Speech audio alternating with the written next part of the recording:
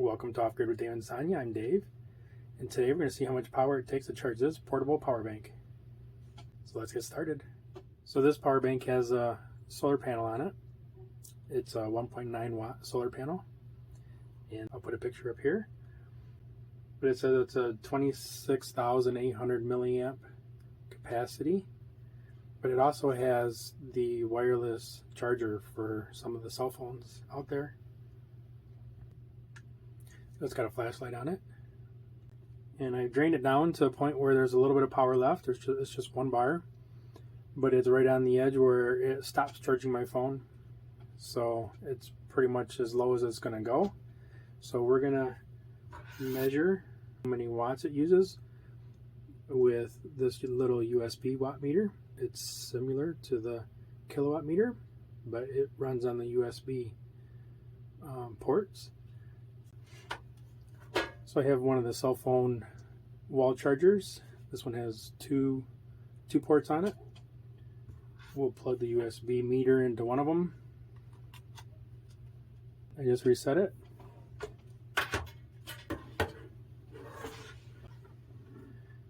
And then I'll plug into this charger has a USB-C port here in the center to charge.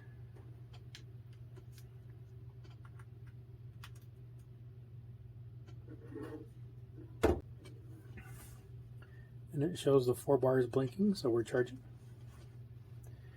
So we'll come back and we'll see how much power this uses. So we just started charging almost 2 minutes ago. The current we're using right now is 2.3 amps. You can see the amp hours are going up, and it's listed in milliamp hours. So you can see it climbing 78, 79, 80 milliamp hours. So we'll come back a little bit later. The power bank has 2 solid lines right now.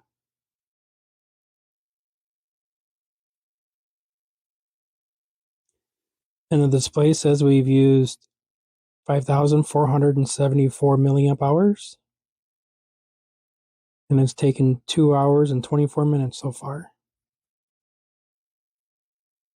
So we'll come back later for another update. We have 3 solid bars. And the meter says 13,565 milliamp hours, which our unit is 26,800. And we've used a total of 67.66 watt hours, which our unit is 99. And it's taken almost 6 hours so far. And we'll come back again. We have 3 solid bars. We put into the battery 15,473 milliamp hours, which is 77 watt hours. And it's been just 7 hours. You can see the amperage is going down. So the current in the upper hand corner, 1.08 amps. It was over 2. So as we start to fill up the battery bank, that will keep dropping. We're getting close. 3 solid lights. And we've put in 15,827 milliamp hours, which is 79.43 watt hours. It's been almost 7.5 hours of charging, and our current that we're currently putting into the unit is 0.74 amps, which was up above 2 when we started. So that'll keep dropping till we get an even balance and it zeroes out. So we'll check back again in a little bit. So we have 3 solid lights.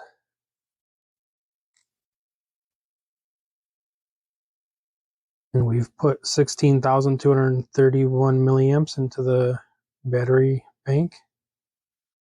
81.56 watt hours out of the 99 total. And we're down to 0.4 amps of charging. And we're just over 8 hours.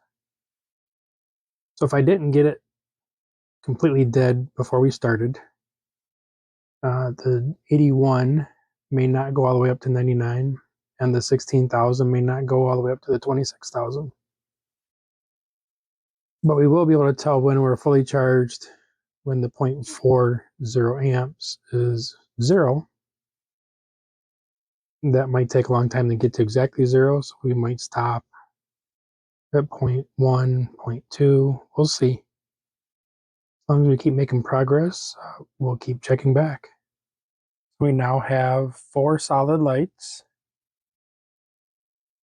So the meter says we've charged the battery bank with 16,443 milliamp hours, which is a total of 82.68 watt hours. And it took a little over 8 hours and 45 minutes. And the amperage did just drop from 0.2 to 0.01. So it looks like it did hit a limit when the blue lights on the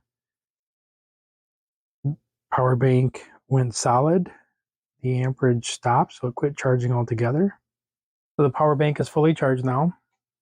So in summary, this says it had 26,800 milliamps of capacity, which we charged it with 16,000. So either this isn't the capacity that it says it is, or maybe it wasn't fully drained. I did drain it to where it no longer was charging the phone. The light on the power bank was still able to turn on, so I know there was still some power left. It just wasn't enough to charge the cell phone. So similarly, this says it had 98 kilowatt hours available, which we put back into it 82. So that's also a little under, but again, there was a little bit of juice left. So out of the usable portion of it, what we could use to charge our cell phone would not be the 26,000 milliamps or the 99 watt hours. It'd be the 16,000 milliamp hours or 82 watt hours. So it was pretty cool to see as it started to reach the full charge. The amperage going into the unit started to decrease, so you could tell when you were getting close. But you could also tell if you're getting close by the blue lights. So you didn't need to worry about it. But it did take a long time to charge. It took 9 hours to charge, whether that's on a battery system or regular AC outlet. So this AC cord is on our battery system on a trailer, and it is going through a cell phone charger, the little bricks that USB plugs into. So whether you plug that into your house or into a battery system, it's going to be the same thing.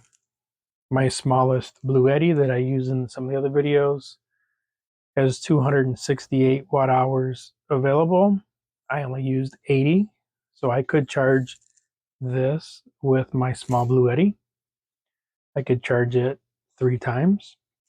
One of the other features on here was the solar panel, which is only 2 watts. So it would take, because I used 80, it would take 40 hours of sunlight, full sunlight, to charge this by the solar panels. So it's a good backup. It's not something you're going to use all the time. You do need to be careful and not leave this on your dashboard in your car. It'll get too hot. And one of my old ones, the batteries started to swell up. It never exploded or caught on fire. But it's not good to leave them in where they're going to get really hot. So you can leave them outside in the sun to charge. But they are very handy. So if you like more videos like this, subscribe to our channel up here and watch more videos down here. Have a good day. Bye.